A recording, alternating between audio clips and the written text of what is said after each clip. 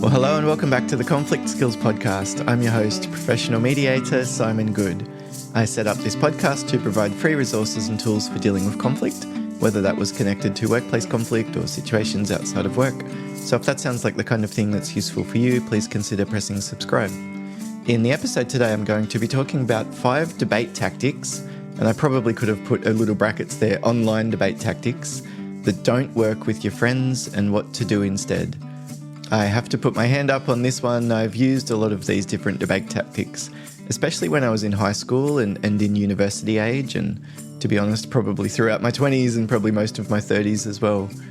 Just when I was talking to people at a barbecue or in the lunchroom at work or something, and we were talking about an issue, like at the moment you'll see people wanting to get in a debate with you about climate change or immigration or the COVID decisions that happened at the time, or all of these, free speech or something. There are these particular issues at the moment that have really stirred people up and I think caused a lot of disruption to the normal harmony that we used to experience in our friends and, colleagues at work and this kind of thing, because people feel very attached to their view. There's a level of emotional reactivity that, to me, it seems like that's largely driven by a lot of social media and pumping us with this constant emotion of anger and fear.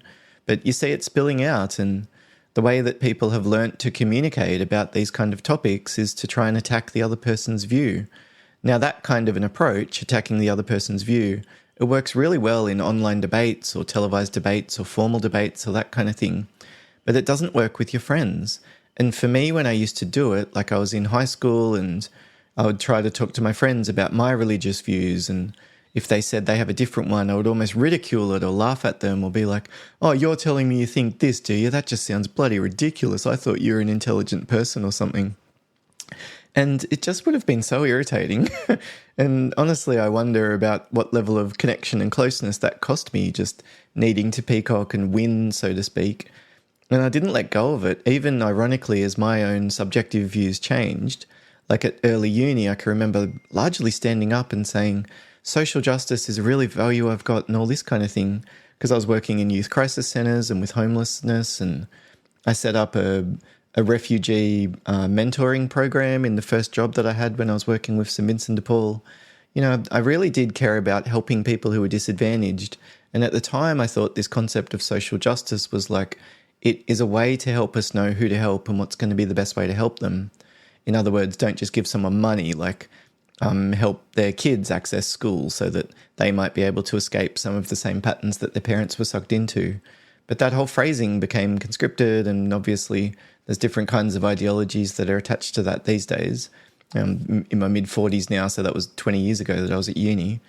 But for me, my views would change, and I gradually became, in some ways, more conservative, in other ways more liberal, around different issues. My views would shift around immigration or economic decisions that I thought the government should make. Like, I'm not making any of these decisions. It's so hilarious that I even have to have a subjective view about some of these kind of things. But I used to think that I was right. Now, you might, listening to me talk, ask me something like, or think that something like, well, Simon, how could you have been right before as well as after, because your view changed? And, that's an incredibly good point. And I have to say that never particularly occurred to me. And I don't think I was actually open to other people's perspectives at the time. I really did approach conversations as a bit of a debate, and my goal was largely to win. And one of the things I've really enjoyed about Jordan Peterson's general approach, what he says you should do, but also what he actually does when he's in conversations, is that he really does attempt to learn. And assuming that the other person knows something that you don't know, for example, might be a good starting point to help you come at it from that kind of a lens, is that this is a curious issue here. Even like, how can you hold that view? I know that you're a smart and intelligent person. I would like to know what happened or what you learnt that led you to believe that, this kind of thing. So if we're not going to use the aggressive, argumentative kind of debate tactics that we see on online debates, what else should we do? So I'm going to go through 5 specific debate tactics that I've seen people use and I've used myself when I've been in conversations with friends or colleagues or this kind of thing. And I'm also then going to talk about the opposite. I'll explain why that happens and why these kind of things affect us so much, and why some of those other strategies that we can use would be so much more helpful. So the first topic that I wanted to talk about was this general concept of interrupting, talking over, controlling, trying to steer the conversation to a particular example, trying to make them answer your question before you answer theirs. It's all of this kind of like I'm in control, I'm dominating you patterns of communication. Now, you might feel very justified in doing it. It's possible that they just talked for 5 minutes and as soon as you've said something, they've jumped in and interrupted you. And so it is a bit of a power game, I think, sometimes, like who's in control of the conversation. And so you would need to decide in that kind of a moment, what's your goal? Like if this is a debate, if you're in a work meeting, for example, and someone keeps interrupting you, you probably wouldn't let it continue indefinitely. You'd find some point to stand up for yourself and to say, I beg your pardon, would you mind if I finish speaking before you respond? I'd be happy to listen to you then, but would you mind if I just express my view first? I did my best to listen to you. Would you mind listening to me? And then I'd be happy to turn it back over to you and give you a chance to respond. But with your friends, it just feels so clunky to say, oh, come on, you talked for ages. Can't you listen to me when I'm talking? Like, why? Do you know what I mean? And when you control the other person, what tends to happen is that they overreact. You know what I mean? Like they might not be aware of the fact that they're interrupting you because as they become more emotional and they become more escalated, they lose sight of it. Their perception adjusts. They lose track of that peripheral vision kind of things, like the non-verbal cues that you're giving them, like your eyebrows are furrowed because you're like, what the hell is wrong with you? Like, why are you jumping in? I wasn't obviously not finished talking or something like that. But what you don't want to do is to respond in kind. Every time you're interrupting or talking over the top or controlling or trying to steer the conversation to a particular example or point, these kind of tactics work well in online debates, but when you're talking to your friends or family or other relationships, it's obviously not going to be very helpful. So the second topic that I wanted to talk about was applying pressure. This could be manifested in a few different ways. It might be forcing them into fixed choice questions like, well, is it true or not? I asked you a yes or no kind of question, like, why won't you answer me? It could be this kind of thing. It might be not letting them have time to think, like, well, you don't have anything to say, do you? Like following up a question with those kind of things.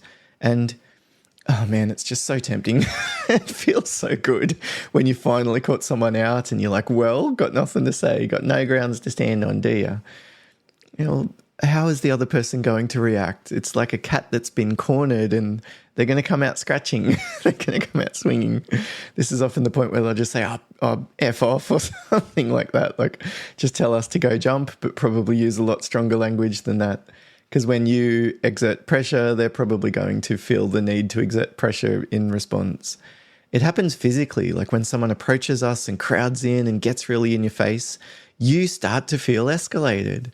And the same thing is true intellectually. When someone's crowding us and getting in our face, we start to feel like we need to defend ourselves. So obviously the opposite of this would be to allow greater space, give them a sense of control. I'll go through some additional options that we can use for that in a moment. But that's the second tactic that you want to avoid, is applying pressure. In a debate, it's just magnificent. It's so entertaining when someone's caught out wrong and they're put on the spot and you can see them squirming, especially if you agreed with the other person and you thought that they were wrong. It's like seeing them get their just desserts, isn't it? But in reality, when we're dealing with our friends, if it's someone that I care about, I don't want to see them get their just desserts. Now, by the way, I'm focusing on relationships today with our friends and the kind of strategies that work or don't work there. But you should also think about this for other kind of relationships, even if you're not friends. Like one example would be your ex-partner, if you've gone through divorce and separated and you have kids together. So you need to do separated parenting and that kind of thing. Like I don't want my separated parent to be smashed down with all these arguments in public and be ridiculed and shamed and embarrassed. I mean, the truth is I probably do want that. Like there is a part of me that probably would like to get revenge, especially if they cheated on me or they didn't give me a chance to do counselling or whatever the thing is that I'm still upset about. But we need to actively resist that inclination that we've got, that drive towards getting control and writing the ledger and, punishing the person that's angry at us and getting revenge. It's so tantalizing when it's in front of us. So we might need to, what's that phrase that I used to hear? It was in the circle of security training. Parents need to be bigger, wiser, calmer, and kinder than their kids. And I think for separated parents, it's no different. And deciding not to apply pressure when you can, I think that's probably an example of deciding to be the bigger person in that kind of a situation. But I don't know. What do you think? I'd be curious to hear your perspective on all of that kind of stuff. Excuse me as I have a drink. The best way to get in touch is the email address podcast@simongoode.com. And I've had some just really lovely emails coming through lately. So thank you very much for those kind people who have been willing to write in and let me know, where you're from and why you listen to the podcast and what do you think of it all and what's useful, that kind of thing. So we've talked about that first topic of interrupting, talking over, controlling. The second general theme there was adding pressure, putting the person on the spot, increasing that level of intensity. The third, I think, tactic that often works in a debate is humor and a little bit of ridicule mixed in, if that makes sense. So it might be responding sarcastically to something that the person says, or really, it could be the tone of voice, I guess, is what I'm saying. Or you might sarcastically refer to the scant level of evidence that they have. So even though, despite the fact that there's absolutely no evidence for this, you still claim that that's something that you know is true, even though, as I've said, there is already no evidence for it. I mean, of course, if you're going to say that kind of thing to somebody, it just upsets them. And I really like the way that some people stand their ground on this one when I'm doing training workshops. I'll say, sarcasm and humor, look, they're just potentially risky. I'm not saying you wouldn't do them in all relationships and all contexts, but especially when we're thinking about conflict and the tension is starting to increase a little bit, ridicule, sarcasm, humor, all that kind of stuff just might not be the best option to use here. And some people say, I'm just the kind of person that uses sarcasm or something. It's like, well, what's that old saying? If you always do what you've always done, then you'll always get what you've already got. And so I think for a lot of people, when they use sarcasm, it triggers the other person, and I don't think they care. Or I don't think they notice, but it's one or the other, because they're probably going to just continue to upset the other person. Why? It's because of part of why we're wired to live in tribes. We don't want a shame and embarrassment, and ridicule is a part of that, because it's not good for our survival, historically speaking. If people see us doing something dumb, they're not going to prioritize us. They're not going to share resources with us as freely. They don't want to trade with us. They don't want to partner with us to make babies and all this kind of thing. So it's not good for our general survival to look bad in front of the other people around you. And some people are a little bit more sensitive to this than others. And you might even find that when people are wrong and they realize that they might be put on the spot for being wrong, that little bit of sarcasm or that little bit of humor, the twinge in your voice that maybe they could deal with on other days, on this particular day, it might really set them off. So the fourth debate tactic that I think doesn't work particularly with your friends is strawmanning arguments. This is where we try to look for the least positive way of framing the other person's view. We say, so you've made a jump from this to this, have you? And they're like, no, there's a few different bits and pieces in there. You're skipping over the fact that there's all the science. And so you might quote them and say, so the science is the thing that convinced you, is it? The science. Do you listen to the science, even if it tells you to jump off a cliff? This is an example of strawmanning them, Even though they might not have looked into the science in detail, it's not like other decisions that we make in general society doesn't follow what experts recommend. So you might be challenging either the accuracy of the science and the evidence that they're talking about, or trying to point out the fact that they might not be familiar with it, even though they think that they are, or that the particular people that they're talking about are biased, or, it's usually much more effective to actually go to the heart of what's wrong with the other person's argument. Whereas if all we do is come across as strawmanning it, not giving it the benefit of the doubt, then it tends to make people just want to disengage. If you don't show up with a general view that you're going to make an attempt to listen to the other person and give them the benefit of the doubt and sort of do your best to understand their point of view and assume that it's probably reasonable, at least from their perspective and where they see it, then they're probably not going to want to continue talking to you. And for me, I think, especially as a teenager, this was probably the number one of these different options that I used to use. Definitely I had the sarcasm and the ridicule built in, but the straw manning kind of stuff. I used it because, I read a lot. Like I had a good vocabulary even back then, and so I could probably find some way to make it sound a little bit stupid or something like that. And again, ironically, these are often views that now I've shifted into and now hold myself, but at the time I was quite anti. So the fifth of these different tactics that usually doesn't work, they do work in debates though, is just walking away, just storming off, just hanging up, mic drop. I think sometimes this can be a sign of losing, if you're not willing to continue, that's all right. But I think in other situations, it's like there is a point where you just stop. You've said your point. You've pointed out what they've said is wrong. You've addressed the concerns that they've raised. You've repeated yourself a couple of times. Like in some situations, I think that's time when it's just like, this is the end. But certainly in a lot of online debates, you'll see there's a timer. Like it's a 10-minute thing and then that's the end, or it's a 1-hour thing and then that's the end. And they storm off and hang up.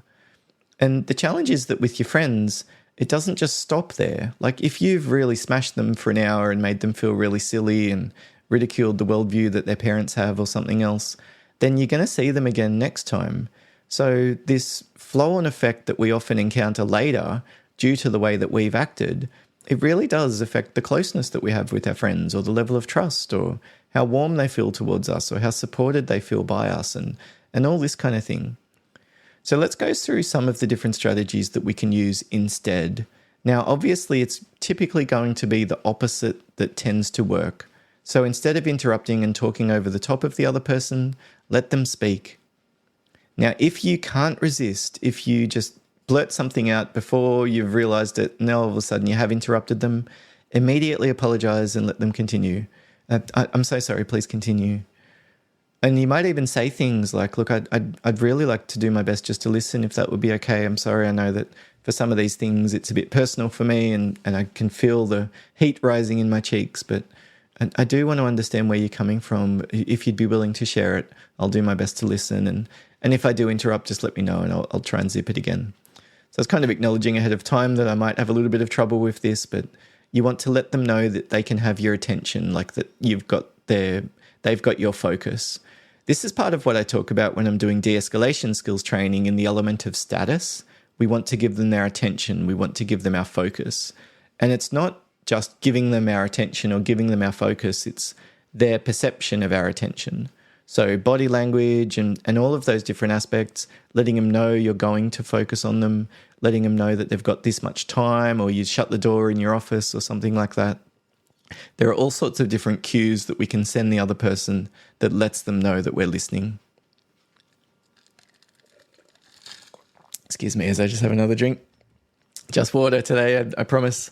I've heard about the trick of putting vodka or whiskey or something like that in a coffee mug, and so that's one of the downsides of having video, is that I won't be able to continue my rampant alcoholism, but I suppose I could still find some sort of a way to do it with clear coloured alcohol or something like that if I need.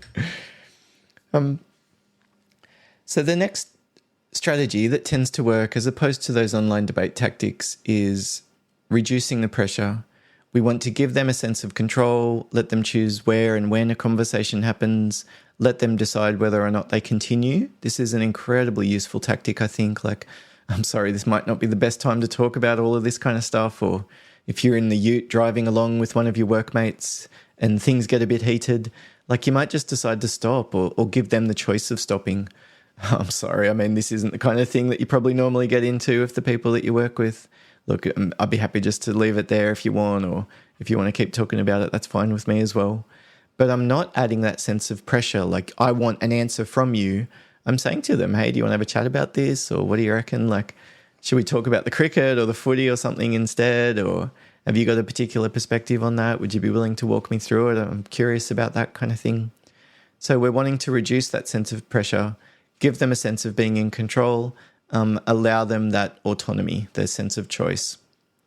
The third strategy that we could use is to add a sense of being respectful or deferential. This is something I know that Bill Eddy talks about when he's dealing with high conflict personalities, the important aspects of being friendly or respectful, so to speak. But I think it works with everybody. especially if they're starting to get angry and you're talking about a disagreement that you've got with one of their views. There probably is an element in the way that you're communicating that does come across as disrespectful. It's in the eye of the perceiver, so they might just experience it in that way. And that's not necessarily connected to anything that you're doing. Like, you might be the kind of person that doesn't mind having pretty robust, direct conversations with someone. Even if you disagree, that's something that you can manage. Whereas other people, it's not part of either their values system or what they're used to. That kind of muscle memory almost isn't built into them to engage in this kind of conversation. So you might need to do your best to appear overly deferential or overly respectful in terms of the language that you're using, the tone of voice, even like letting them choose where to sit, or, offering them a notepad or something like that. We want to help them to feel important. Let them choose the first agenda item, let them go first in, putting their point forward. If you're getting in an argument about which footy team's going to win or something like that, it's probably not such a big deal. If it's an argument about, what we're going to do with grandma's ashes and it's one of your siblings, then you might deal with it a little bit more formally, if you know what I mean. But those online debate tactics are still not going to work. We want to be overly deferential and overly respectful. The fourth option that I wanted to mention is we want to give them a steel man. Now, a straw man is when we take their argument and make it seem as crap and illogical and, just as stupid as possible, basically. Whereas a steel man argument is where we make the other person's perspective seem as valid as possible. We can understand the logic in it. We can understand that although this is their subjective perspective, that internally it does make sense. Or we could say that the ethics underneath it we agree with. It's just probably we've got different ideas about the way to implement it. We could say that because we've got very different experiences, of course it makes sense that we're going to have different views around some of these things. And you could even say, look, ultimately, it's probably not the end of the world if we disagree about this. Neither of us are decision makers around, sustainable energy decisions or something like that. And so I'm wanting to show them that I just really do appreciate the fact that their view to them probably does make sense. And I don't want to give them the sense that my goal is to come in and rip the heart out of it. I want to give them the sense that my goal is to understand it. So I might say something like, look, if I understand you correctly, it sounds like you believe this and this. You think this, and that's largely because of the evidence around this. This is primarily because of this thing that happened, or this expert, or this, document or something. But you also add some weight to this other observation that you've had as well. So in that way, it really does seem like we're giving their view a lot of credibility. And once we can acknowledge it and validate it, that's often the point where they might start to feel comfortable considering or reconsidering it. Whereas if we say, you're obviously wrong, or give me a break here, then they're just going to probably not even engage us, and certainly we don't have very much chance of changing their mind. I don't know, what are your perspectives around all of that? So then the final one is let them know that you can continue. Whereas walking away and storming off and hanging up, that kind of thing can work sometimes in the online debates, arguably. It certainly doesn't work with our friends. So let them know that we can continue. If you've had a tense conversation, let them know that you're happy to talk about it, maybe once the dust has settled and you've had a chance to clear your heads a little bit, or after you've both had a chance to get a bit of distance or something like that. Or maybe you don't, but you don't want to give the sense that they have to sort it out right now. You don't need to disagree about everything. You're willing to give it some thought. And that's, I think, a nice way of ending these kind of disagreements if we have them with our friends. To say something like, look, I really appreciate you sharing your view and I'd like to give it some thought. So you're not promising, you're not saying they're right or anything. It's just, I really appreciate that. If there's something genuinely respectful that you can say that can be helpful, I actually haven't thought about it in exactly that way before. Or I'm not sure whether I've heard anyone put it in that way. The way that you articulated some of that, it really did make sense why, if this was your priority, then you might think this was what should happen moving forward. Whereas I've got different things that I'm looking at in terms of what's the priority. So it makes sense then why the plan that I would come up with might look a little bit different. So we're just normalizing and validating that potential difference. We've had different experiences, so of course we're going to have different views. Final drink of water. So I hope that that's been helpful for you, thinking about those 5 different debate tactics that tend not to work: the interrupting and talking over the top, the adding the pressure, the adding humour and ridicule, the straw manning of the arguments, and then the sudden ends or the abrupt and final ends, and some of those options that we can use instead: letting them speak, giving them space, resisting the urge to blurt something out, or apologising when that happens, adding a sense of control, reducing the sense of perceived pressure, letting them choose when and where, giving them a choice, all of that kind of stuff. We want to increase the sense of being respectful and deferential. We don't want to straw man. In fact, we want to steel man their arguments instead. Let them know that we can understand the internal logic and maybe even just suggest that there might be different circumstances where we would think in the same way as them, or at least differently to how we think at the moment. And let them know that you're willing to continue, even though there's not the pressure to sort it out. It's okay to disagree, so to speak, in the short term, that you're willing to listen to them and ultimately to still hear what they have to say down the track. I think this is the give and take that people are often looking for. If our goal ultimately is to convince them that we're right, and, of course, arrogant Simon usually still does think that he's right about all of these different things. I was saying to my wife the other day, it's still bizarre to me that not everybody thinks the way that I do. And she's laughing, saying, yeah, I've noticed that one, actually, that does seem to be a perspective that you've got. And she's ironically noticing the same thing that I said earlier, that my views have changed so much, but I still expect everybody else to logically and rationally come to exactly the same conclusions that I've got. So we don't want to make that mistake of assuming that everybody thinks the way that we do. Instead, we want to convey that impression that to some extent, it's okay and natural that we're going to have different perspectives on this, but that doesn't necessarily mean that we can't have a discussion to talk it through, maybe refine the ideas that we've got, to consider options for tweaking and managing things differently moving forward, or holding on to what's working. And ultimately, I suppose my hope is that in hearing some of these different debate tactics, whether or not it's on the side that tend not to be very helpful or some of those more positive ones that I've mentioned, is that you might be able to avoid making some of those awkward and embarrassing teenage and 20-year-old Simon and 30-year-old Simon kind of communication mistakes that I used to make with my friends. And I'm very grateful to say that I don't make them as much as I used to.